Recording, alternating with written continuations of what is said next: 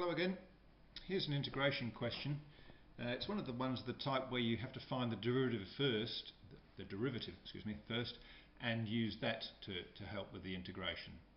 So here we go. We've got to find the derivative of x e to the 2x. So we'll start off. If f of x is x e to the 2x, well, we're going to use the product rule because it's x times e to the 2x. So f dash of x is equal to the derivative of the first, which is 1 times e to the 2x, plus the derivative of the second, which is 2e to the 2x times the x, so I'm going to get x 2x e to the 2x. That is the derivative. Now using that, we're going to find that. So if the derivative of f of x is that, therefore the integral of the second one, that is the e to 2x plus 2x e to 2x, is equal to the first one, that is x e to 2x plus some constant. Well, what I'm saying is if you differentiate this, you get that. So that's doing the differentiating. And then to go back the other way, to go from there to there, you integrate.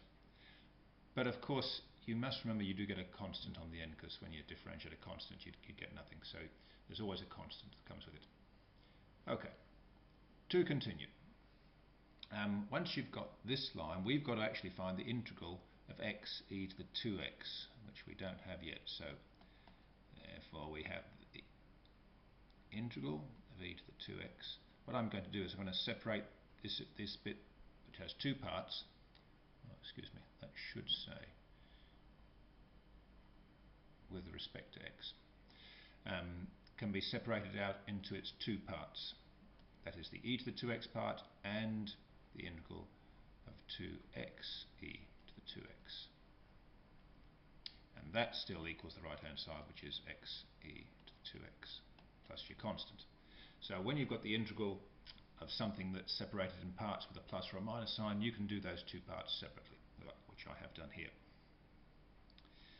Let us subtract this first part to the other side. So therefore we've got and this 2 that's multiplying this, I'll take that outside that integral sign. So we've got 2 into x e to 2x equals this bit over here, which is the x e to the 2x, minus this bit.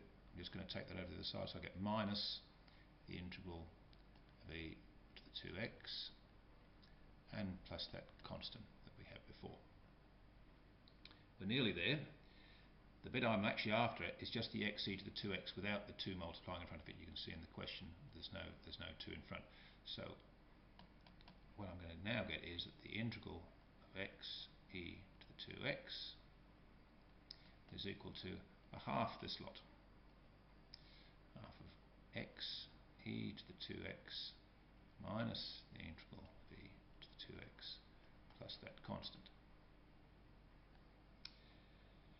We're there. I will just do an integration on that integral to e to the 2x, because we can do that quite easily. So the bit that we're looking for, x e to the 2x is equal to half into x e to the 2x minus, now the integral of e to the 2x, that should say with respect to x, is e to the 2x over 2 plus a constant, plus another constant. That was the first constant.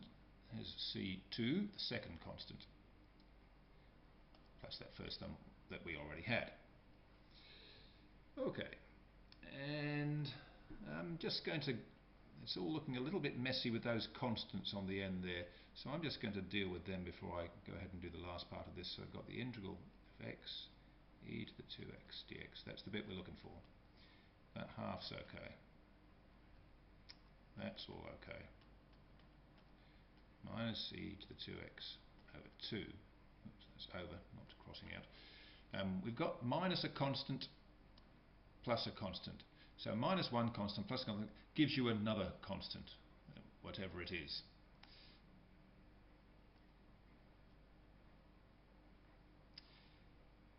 And in fact, when you multiply that third constant, which is that combination of the other two, a half of that will just give you another constant. A half of some constant gives you another constant. So you could think of that as being a separate thing completely as well. So